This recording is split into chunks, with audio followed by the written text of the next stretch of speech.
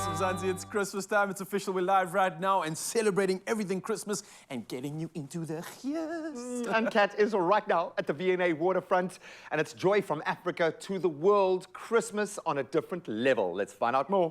Thanks very much, gents. I trust that you're having a fantastic morning so far. I certainly am at one of my favorite places in the entire Cape Town. Now, of course, this time of year, Christmas and the festive season, there's nothing that quite gets you into that spirit than seeing all of the beautiful decor at your favorite shopping center or mall. And I'm coming to you live this morning from the V&A Waterfront in Cape Town, where the team have done an absolutely stellar job at turning this place around into a magical wonderland that celebrates the craftsmanship and the joy of Africa. And this morning, I'm joined by the Executive Manager of Marketing for the V&A Waterfront, Tinyiko Makieza, here to tell us a bit more about what is transpiring all around us. Good to see you, my sister. How are you? It is so great to see you, Katlego, and welcome to my office.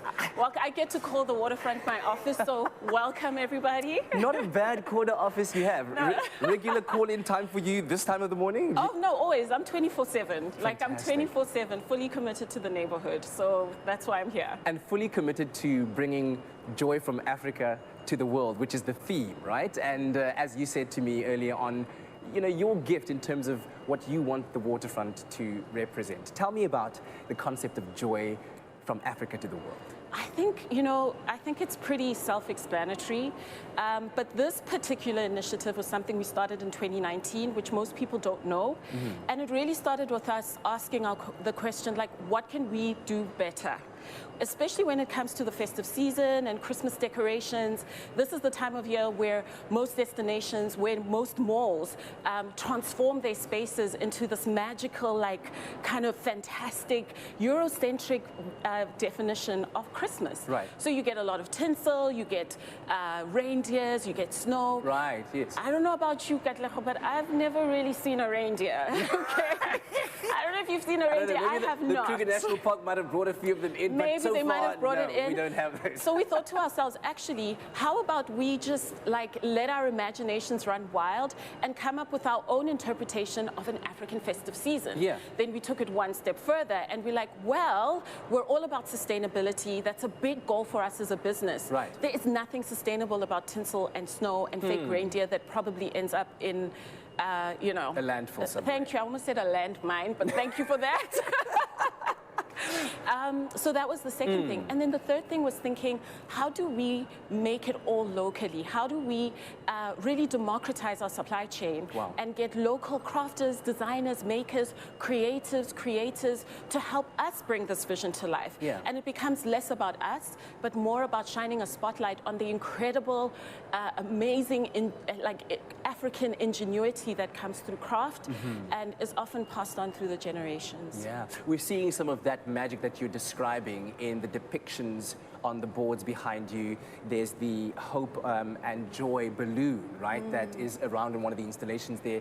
A beautiful creation with an equally beautiful story behind the creators thereof. Tell me a bit more about that. 100%. I think what really gives me goosebumps and the thing that has made this whole project so compelling is, yes, the vibrancy and the color that you see, but it's such a nuanced and layered story of people who are often preserving an African craft. Yeah. Many of the stories of the makers that we've collaborated with are stories of, like, carpentry or welding or weaving or beading that's been passed on from generation to generation.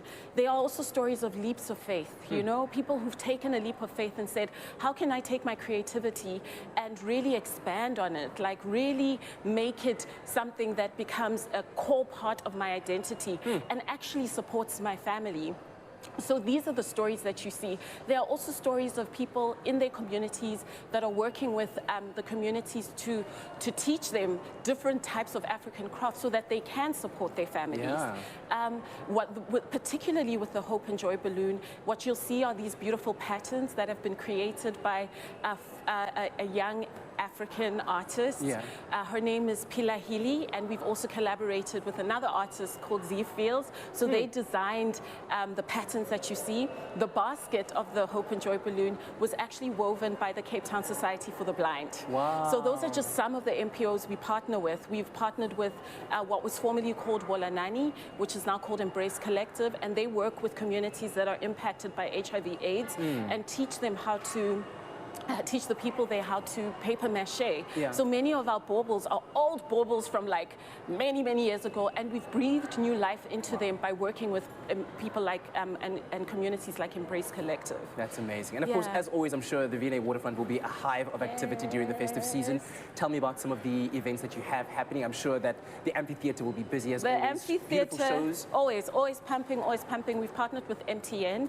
They are supporting a lot of our emerging artists and entertainers. So that'll be happening on the amphitheater. We also have the School of Magic. You know, for the kids, I know you have. You said you mentioned earlier your little boy. So you know, feel free to bring your boy to see some magic tricks. All the way at Makers Landing, we have kids cooking classes. So you know, for the budding cookers, the budding chefs, like that French one you showed me.